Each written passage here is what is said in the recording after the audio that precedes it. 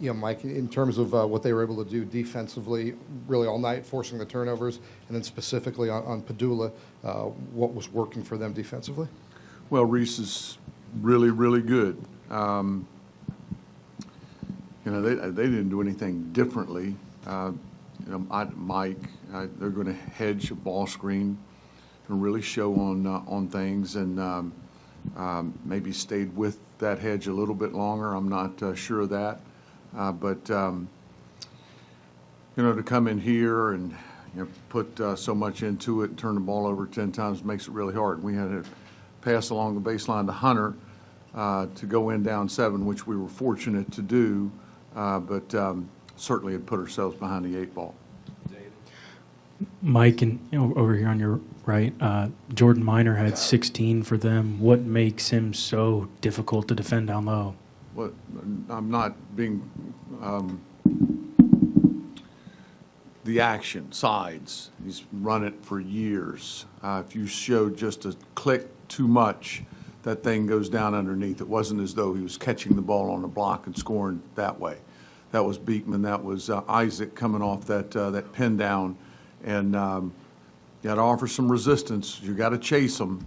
And if there's not resistance, they get downhill with the ball. But they were able to throw the thing underneath on at least 4 occasions to Minor, who caught it and scored a ball. And then, he's not a great foul shooter. Made 6 of 8 foul shots. So he had a nice game.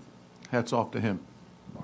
Mike, Lynn had such a great game against Miami last weekend. What made it tough to get him going today? They were really physical with him, Mark. Even the Buchanan kid, who's going to be a really good player in this league. Minor and Buchanan were very physical with him, and they stoned him. Bottom line, he and Melangel both in the first half. I thought Melangel played well overall, and a nice job in the second half. The kick out made 3, I think, which cut it back to 7-5 maybe. Just much more physical than Lynn was on this particular night. Mike, you guys were held to 6 for 22 in the first half. I know you had the 10 turnovers as well, but what was UVA able to do to kind of keep you guys from even getting some good looks? They were able to keep a body on a body, Tim, and they're really good defensively. There's nothing new. It's nothing tricky, right at you, and they're good at it, and I applaud them. Mike, the turnovers have been an issue, particularly in the conference on the road. Is there something that comes to mind where you can figure that out? Particularly Sean with 7 today. Gene, we've got no choice but to figure it out. Winning on the road is hard enough, and you just can't do that. We had 15 on Saturday against Miami, and then 10 in here in the first half, 15 for the game. Our teams, 22 years in this thing, our teams on a number of occasions have been ranked way up there, top 25 in the country in assist turnover ratio, and it's bothersome. It is bothersome. So got to get better. Yeah, Mike, how does Dante Harris change them offensively, defensively? Good to see him back on the floor. Good to see him in uniform and participating after that high ankle sprain, which can be so hard to overcome. His quickness, a tenacious young person defensively, and offered them another level of grit and toughness in the backcourt. I thought he helped their team. He really did. He blew Padula's doors off on the baseline in the second half in a big moment.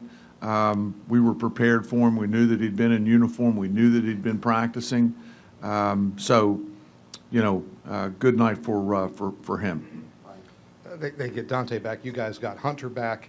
When did you know? What did you think of his performance, and how close to 100% was he today? I thought he was good. He's always good. I thought that McNeely's match was a big one. That's why we went Hunter on Isaac and MJ, who I thought did a pretty good job all in all on Reese, and then Sean on, Rhodey, whomever. He was evaluated on Monday by our medical staff. He was cleared. He went practiced on Monday, no contact. He was full contact on Tuesday, and we knew on Monday that if everything went well on Tuesday, he'd play, and here he was. Put up playing 43 minutes. I'm sure I played him a lot. Mike, Sean had been on such a tear the last 3 games.